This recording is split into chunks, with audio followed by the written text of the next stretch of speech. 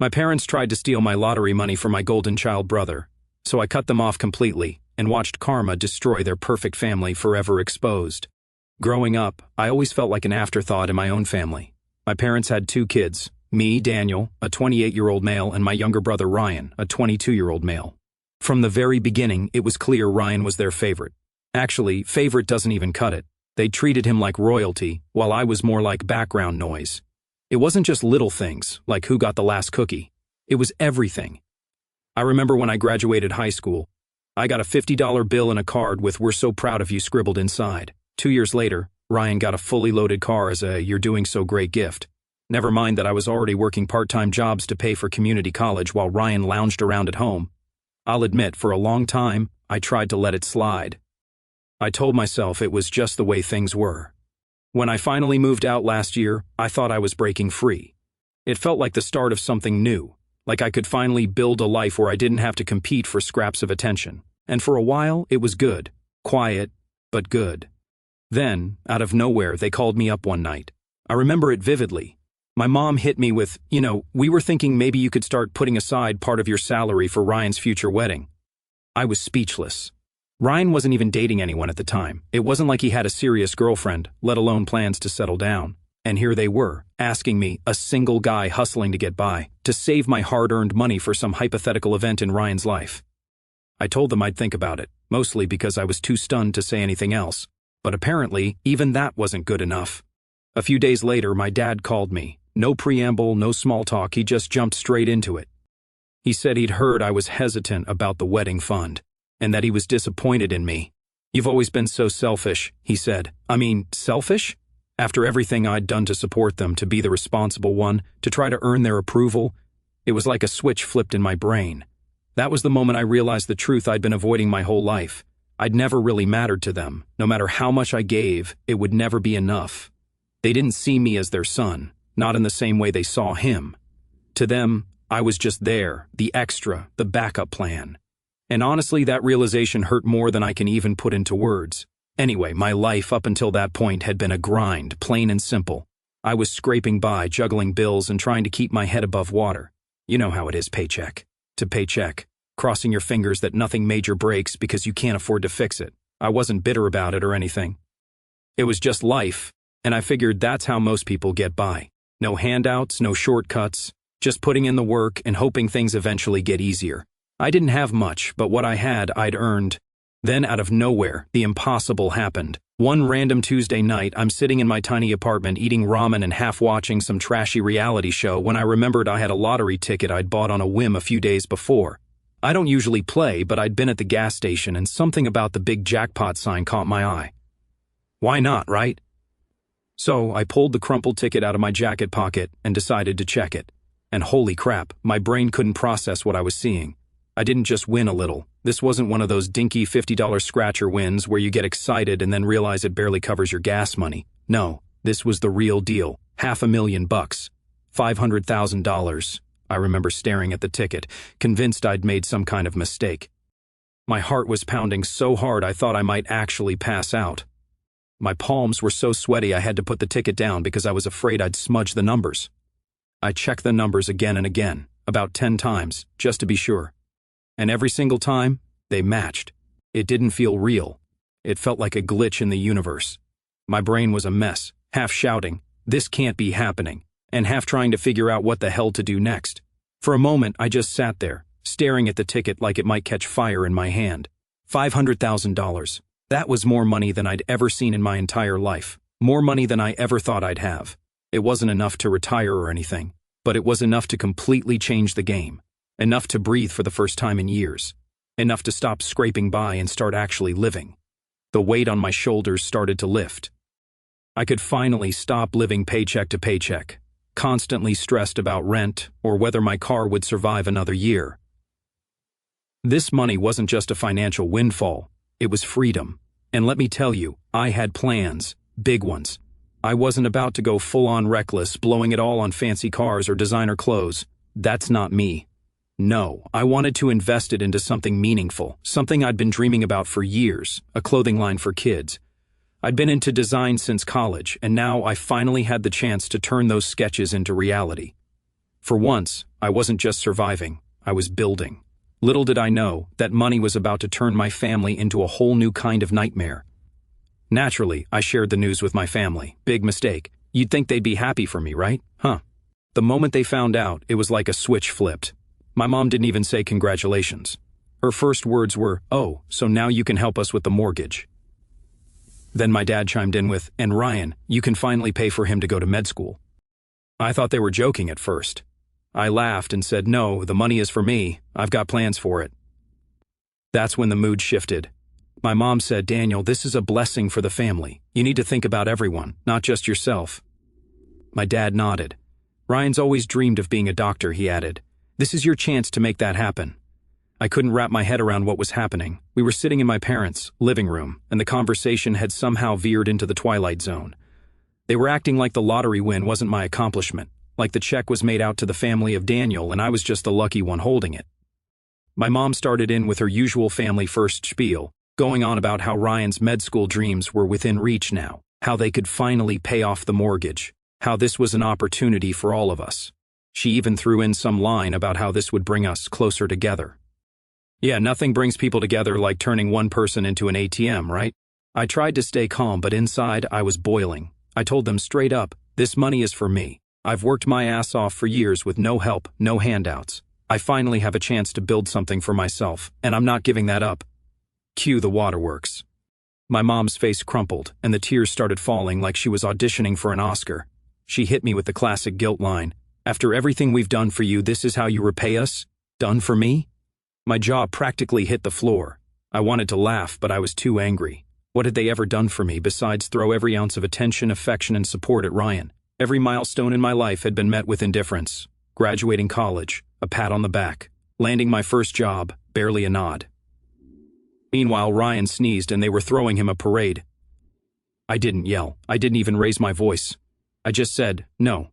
That money is going toward my business and that's final." My dad wasn't having it.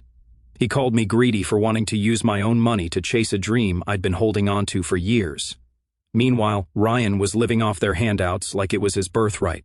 But my mom, she said she was ashamed of me. I stared at her, speechless for a moment. I mean, the sheer audacity of it. Then came the ultimatum. My dad leaned forward, his tone cold and firm. "If you won't help the family, don't bother coming around anymore." Well, I wasn't stupid. I knew our relationship wasn't perfect, but to hear it laid out so bluntly, it felt too much. Still, I knew I couldn't give in. I had spent my entire life bending over backward for them, for Ryan, and where had it gotten me? Nowhere. I stood up, heart pounding but voice steady, and said, "Fine, I'll leave." Their eyes widened, like they hadn't actually expected me to call their bluff. I went upstairs, grabbed a bag, and packed as much as I could fit. Clothes, personal stuff, a few keepsakes, whatever I could carry. My mom was crying in the hallway, mumbling something about how I was breaking up the family. My dad didn't say a word, just watched me with this disappointed glare, like I was the one ruining everything. I walked out the door that night and didn't look back. My new apartment was tiny, just one room, a kitchenette, and a bathroom that barely fit a shower, but it was mine. No guilt, no manipulation, no constant pressure to sacrifice myself for someone else's dreams. It wasn't much, but it felt like freedom. About a month later, they tried again. My mom called, all sweetness and light, acting like nothing had happened. She asked how I was doing and if I'd thought any more about helping the family. When I told her the answer was still no, she lost it. She said I was abandoning them, that Ryan deserved this chance more than anyone, and that I'd regret being so cold-hearted. Then Ryan started texting me. He didn't even try to hide his entitlement. "Bro, I need you to come through for me. Med school is expensive, and you're in a position to help. You know I'd do the same for you."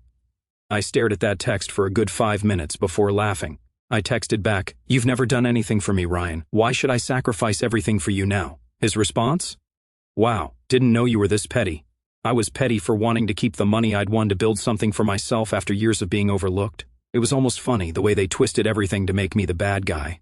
Almost. I thought blocking their numbers would give me some peace, but my family doesn't understand boundaries.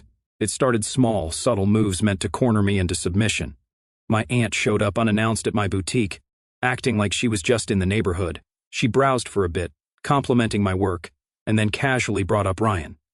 "He's under so much pressure, Daniel," she said, picking up a kid's hoodie like we were discussing the weather. If you just help with his tuition, I know it would mean the world to your parents and to him. I smiled tightly and thanked her for stopping by. That night, she called me a disgrace to the family in a Facebook post, which conveniently left out the part where I refused to be guilt-tripped. My parents weren't far behind. My mom made a grand show of accidentally leaving a family group chat open on her tablet during Sunday lunch at a relative's house. I wasn't there, of course, but I heard about it later. Apparently, the chat included messages about my lottery win, calling it a blessing for us all. My uncle told me she even zoomed in on the part where Ryan had added, "Daniel's lucky. He's in a position to step up for his family."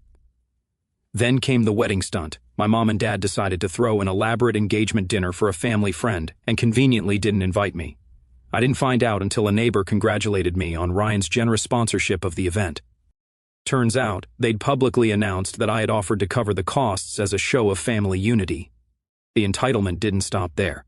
One day, I arrived home to find a gift basket on my doorstep. At first, I thought it was a sweet gesture from a client, but the note inside quickly cleared that up.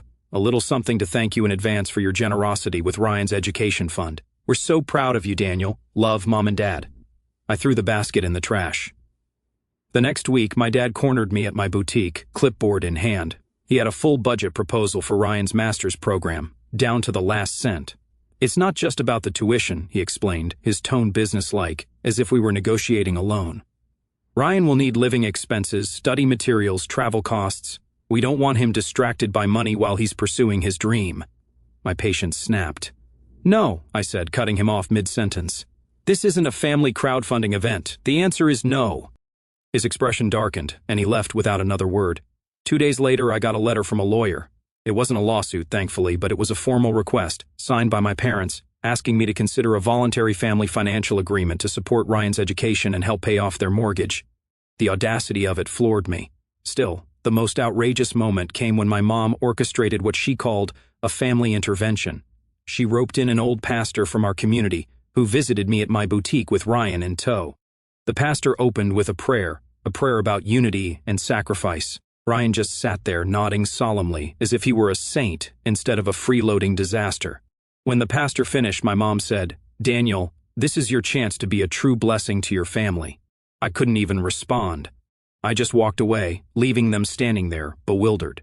That evening, I changed the locks at my boutique. Meanwhile, my business was thriving. Orders were coming in, and for the first time in years, I felt like I was building something that truly mattered. But even with every success, I couldn't fully escape their shadow.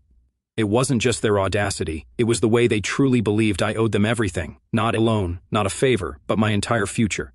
Still, I reminded myself I'd worked for this, I'd earned this, and I wasn't about to let them take it away. But my family wasn't done yet. About a month later, I was closing up the boutique when I heard a knock on the glass door. It was late, and I wasn't expecting anyone. I turned and froze when I saw my mom standing there, red-faced and clearly upset. Against my better judgment, I walked over and unlocked the door. "Mom, what are you doing here?" I asked. She stepped inside, wiping her eyes. "Daniel, I need to talk to you, please. It's not about money, it's about family." I crossed my arms and leaned against the counter, skeptical. "Okay, what's going on?" She hesitated, looking like she was trying to find the right words.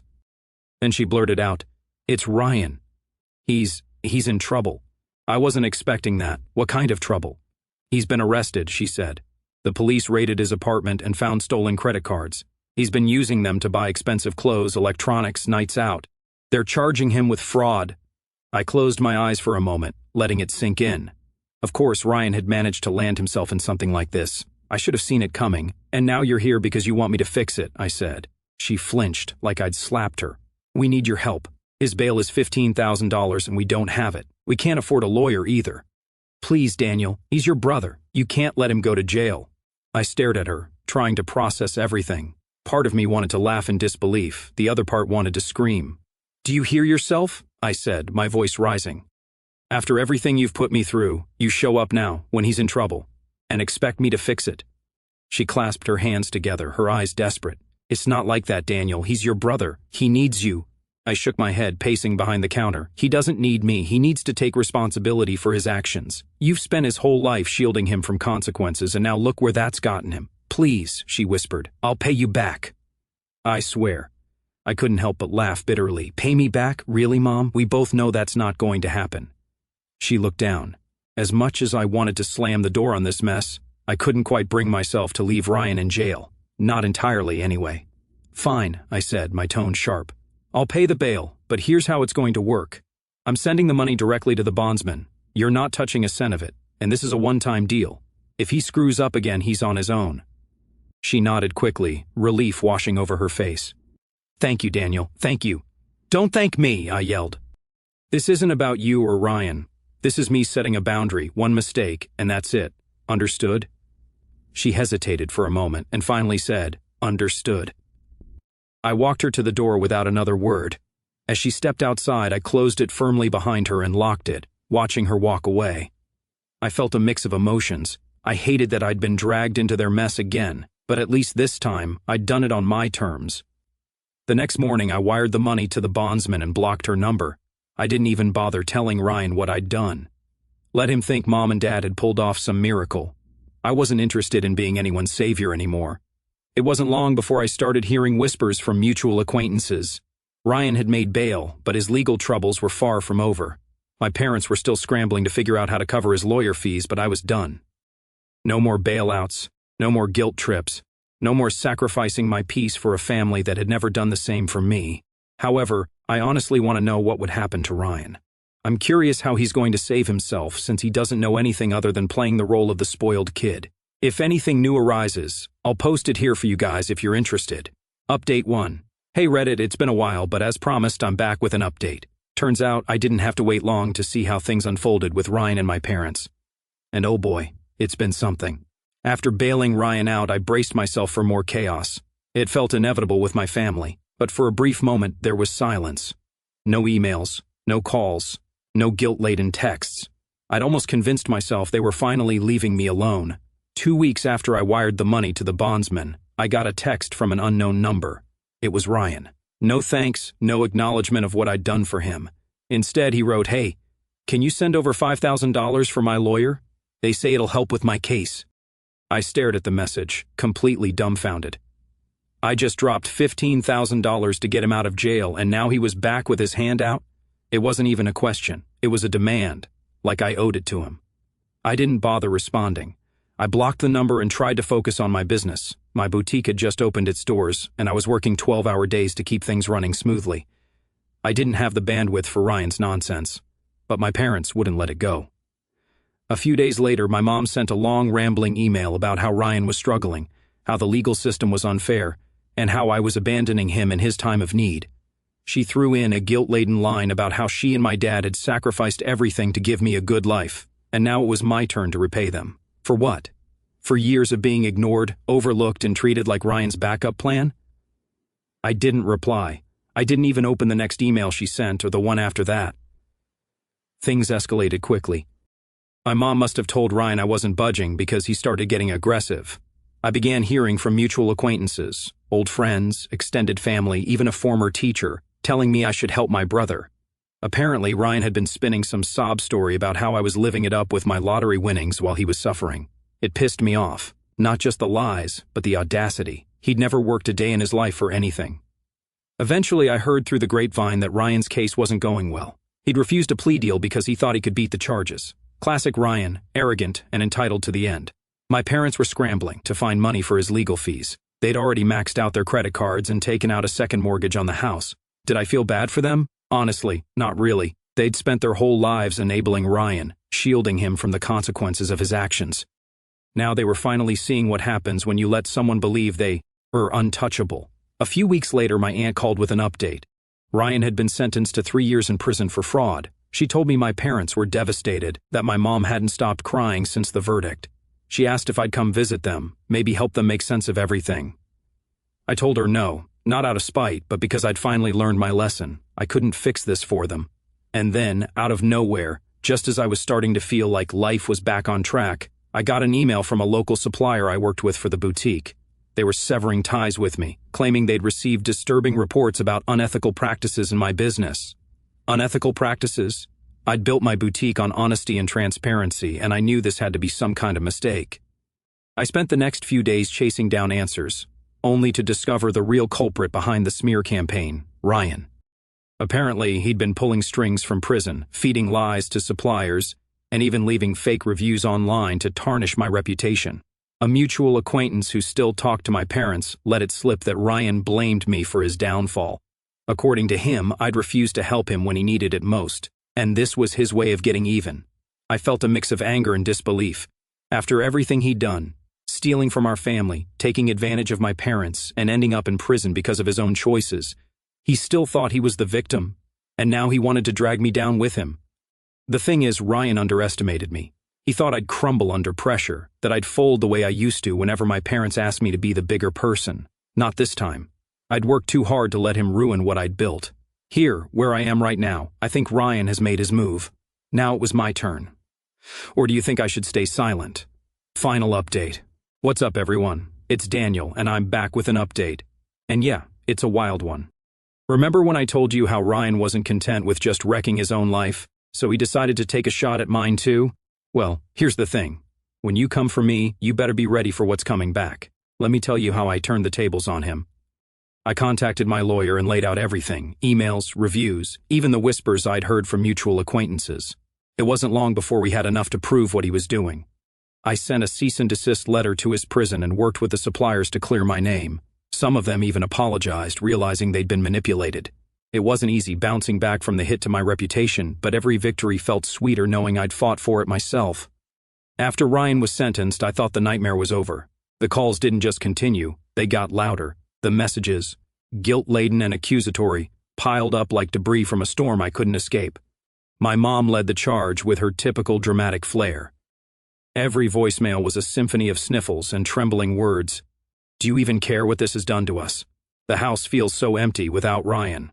We barely sleep, Daniel. She painted herself as the martyr, throwing in the occasional jab for good measure. You're punishing us for mistakes that weren't even that serious. Then my dad jumped in, his tone colder, sharper. No theatrics, just straight up anger. Family is family, he said in one message. You don't turn your back on us, Daniel. One day, you'll regret what you're doing. All for what? A boutique you think makes you better than us?